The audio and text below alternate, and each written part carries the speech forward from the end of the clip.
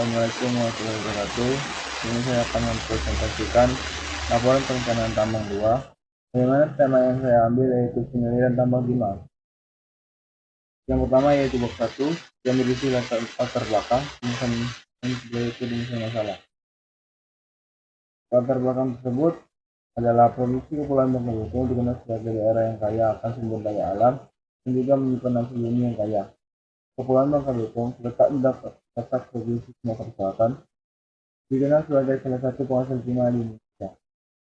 Bahkan nama Bangka sendiri berasal dari Wangka yang artinya timah. Sampai pada saat ini, di Provinsi Bangka Belitung, selain pertanian dan pertambangan, timah juga merupakan sektor primer dalam struktur perekonomian masyarakat. Timah merupakan bahan galian biji utama di Kepulauan Bangka Belitung. Timah dibutuhkan dalam kebutuhan manusia sebagai bahan penunjang kebutuhan manusia, khususnya pada pemanfaatan di bidang industri. Karena pemanfaatannya yang begitu penting di masyarakat, lapangan pekerjaan meliputi penambangan timah di Bangka Belitung menjadi lapangan pekerjaan utama sebagian besar masyarakat di Kepulauan Bangka Belitung. Kegiatan penambangan meliputi eksploitasi timah dari alam akan dilanjutkan proses produksi logam timah dari bijinya yang melibatkan serangkaian proses teknik pengolahan mineral, peningkatan kadar timah, dan disebut juga upgrading. Siapkan material yang akan dilembur, proses pelemburan, proses cleaning, dan proses pencetakan logam timah serta penjualan logam. Untuk rumusan masalah yaitu ada 3. Pertama itu beberapa debit air yang masuk ke dalam SAM, bagaimana rancangan lini Pinfon yang ideal untuk sistem penyaliran tambang pada pit. Ketiga yaitu bagaimana kapasitas pompa dan waktu pemompaan pada SAM bukit. Bab 2 yaitu saya ambil yang pertama yaitu siklus hidrologi. Yang kita tahu siklus hidrologi ini adalah keberadaan air di bumi mengalami proses alam yang berlanjut dan berputar sehingga membentuk suatu siklus atau daur ulang. Dengan demikian, jumlah air yang ada di bumi merupakan satu kesatuan yang utuh bersifat tetap. Proses pengurangan dan pengisian kembali sumber-sumber air di bumi dari suatu tempat yang lain dibutuhkan waktu yang lama dan diatur dalam siklus yang disebut dengan siklus hidrologi yang melibatkan elemen-elemen seperti presipitasasi, evaporasi, transpirasi, evapotranspirasi, infiltrasi, dan limpasan di permukaan, surface runoff. Kejadian ini disebut presipitasi yang dapat berbentuk hujan, salju, atau embun. Sebuah perubahan air menjadi uap air yang bergerak dari permukaan tanah ke udara disebut evaporasi, sedangkan penguapan air dari tanaman disebut transpirasi. Jika kedua proses ini terjadi secara bersamaan, maka disebut evapotranspirasi. Yang kedua yaitu air limpasan.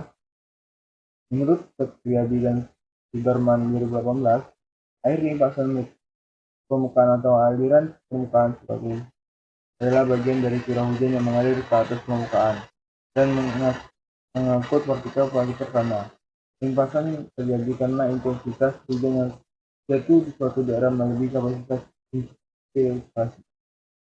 Setelah laju infiltrasi terbentuk air akan mengisi vegetasi atau cekungan pada permukaan tanah. Selanjutnya air akan mengalir melimpas di permukaan tanah atau surface runoff. Yang ketiga yaitu sistem penyaliran. Sistem penyaliran tambang. Sistem penyaliran tambang adalah suatu upaya yang diterapkan pada kegiatan penambangan untuk mencegah, mengeringkan atau mengalirkan air yang masuk ke permukaan tambang. Upaya ini dilakukan untuk menjaga terganggunya aktivitas penambangan disebabkan adanya air dalam jumlah yang berlebihan, terutama pada musim hujan. Beberapa sumber air tambang antara lain seperti air hujan, air limpasan, dan air tanah. Video 2017, saluran penyaliran berfungsi untuk menampung dan mengalirkan air limpasan permukaan maupun bawah permukaan pada suatu daerah. Menuju lokasi pengumpulan air yaitu kolam penampungan sementara, ke sumuran, atau langsung ke saluran misalnya. Selanjutnya yaitu Periode ulang adalah terminologi yang sering digunakan dalam bidang sumber daya air, yang kadang dipahami secara berbeda oleh berbagai pihak. Definisi fundamental dari hidrologi statistik mengenai periode ulang tahun 1977.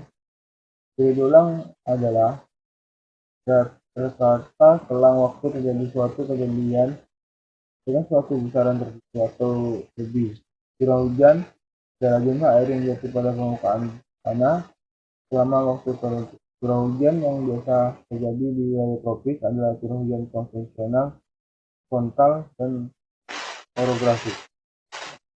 Untuk selanjutnya itu bab 3, yaitu metodologi penelitian. Jadi mana metode penelitian ini dimulai dari identifikasi masalah dan rumus masalah, observasi lapangan, dan pengambilan data.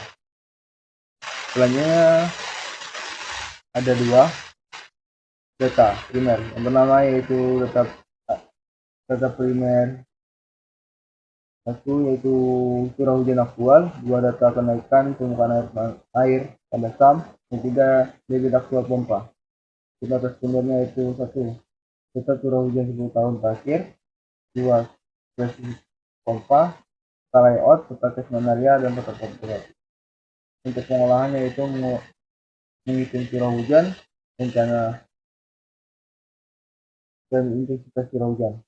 Yang kedua yaitu menghitung debit total air dan debit evapotranspirasi. Yang ketiga yaitu menghitung kapasitas pompa dan waktu pengeringan SAM dengan menggunakan pompa. Yang keempat yaitu mengetahui rancangan dimensi ideal SAM dan saluran terbuka. Untuk pembahasannya itu mengetahui total debit yang masuk ke dalam pit. Kedua yaitu mengetahui kapasitas pompa dan pengeringan SAM dengan menggunakan pompa. Yang ketiga yaitu mengetahui dimensi SAM dan saluran terbuka dan menentukan kapasitas penyimpanan. Selanjutnya kesimpulan saran dan selesai. Dan juga untuk metode lainnya yaitu seperti studi literatur yang dilakukan untuk memahami teori-teori dasar yang berkaitan dengan sistem penyaluran tambang, baik teori yang berasal dari studi pustaka atau penelitian sebelum laporan perusahaan, skripsi, jurnal, dan literatur lainnya.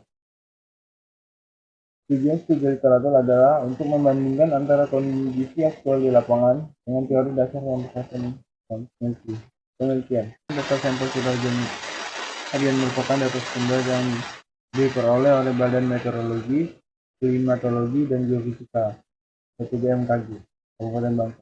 Sampel data curah hujan yang akan dihitung hanya sampel data curah hujan pada daerah penelitian 5 PTX dalam kurun waktu 10 tahun dari tahun 2016 sampai tahun 2020. Ini untuk data curah hujan yang per tahun dan dimana dari bulan Januari yaitu rata-ratanya 21,83 untuk 2016. Untuk rata-rata tahun 2017 yaitu sekitar 15,08, tahun 2018 sekitar 16,5, tahun 2019 sekitar 16,83, tahun 2020 sekitar 19,25, untuk tahun 2021 sekitar 20,19, untuk tahun 2022 sekitar 9,19, untuk tahun 2023 sekitar 20,66, untuk tahun 2024 rata-ratanya itu sekitar 22,58, untuk tahun 2025 sekitar 17,25. Dan juga ini untuk reducement yang dimana untuk reducement ini yaitu per tahun jumlah hujan harian maksimal tahunan. Ini untuk menilaikan nilai CN yaitu reducement. Penentuan nilai koreksi rata-rata dapat ditentukan dengan menggunakan persamaan sebagai berikut. Mengenai rumusnya yaitu min kali min kurung 10 tambah 1 dikurang 4 kurung dibagi 10 ditambah 1. Keterangannya yaitu M yaitu jumlah data, M yaitu urutan sampel. Yang mana dapat menghasilkan data ini, reducement ini. dimana untuk tahun 2016 yaitu 0,09, tahun 2017 yaitu 0,78, tahun 2018 yaitu 0,20, tahun 2019 yaitu 0,53, tahun 2020 yaitu sekitar 40, tahun 2021 yaitu sekitar 40, tahun 2022 sekitar 0,7, tahun 2023 sekitar 0,90, tahun 2024 sekitar 2,3, tahun 2025 sekitar 1,6. Dan juga untuk menentukan nilai YT, reduce variate, perhitungan nilai reduce variate berdasarkan nilai periode ulang tahun sehingga dapat menentukan nilai YT menggunakan rumus min log di kurung T dikurang 1 bagi T, dimana untuk periode ulang yaitu ini yang didapatkan selanjutnya standar deviasi di data kami yaitu mendapatkan standar deviasi sekitar 30,5691,15.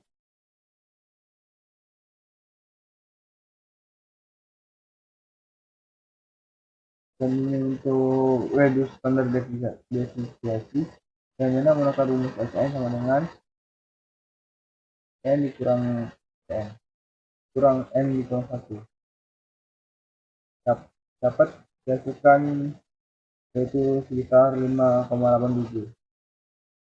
Selanjutnya yaitu reduce variance factor atau K yang mana menggunakan rumus PP dikurangi N per N. Ini untuk nilai N. Selanjutnya yaitu debit air limpasan. Di mana debit air limpasan yang masuk ke dalam puan kerja dihitung dengan menggunakan persamaan rasional.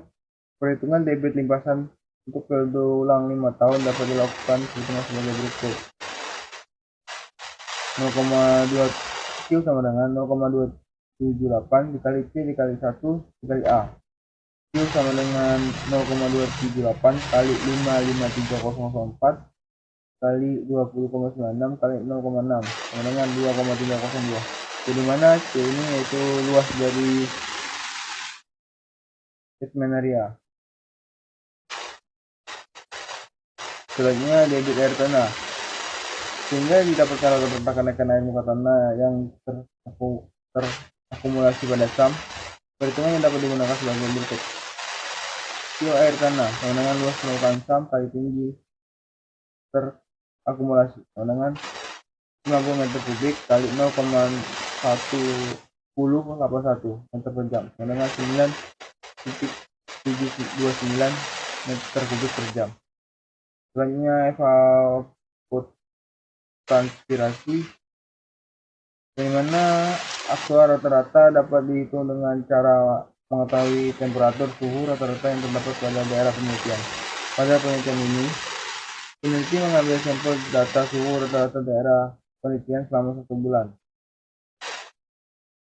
Persen evapotranspirasi sama dengan 0,01 persen. Q limpasan permukaan sama dengan 1,85,23 meter kubik per jam. Q evapotranspirasi sama dengan persen evapotranspirasi kali Q limpasan permukaan sama dengan 0,01 persen kali 53,45 meter kubik per jam menghasilkan 0,53 meter kubik. Selanjutnya debit yang masuk dalam SAM. Berdasarkan perhitungan dari air limpasan, air tanah dan evaporasi mendapatkan air debit yang masuk ke dalam kit sebagai berikut. Q sama dengan Q limpasan ditambah Q tanah dikurang Q evaporasi sama dengan 3,302 ditambah 9,729 ditambah 0,53 sama dengan 11,06.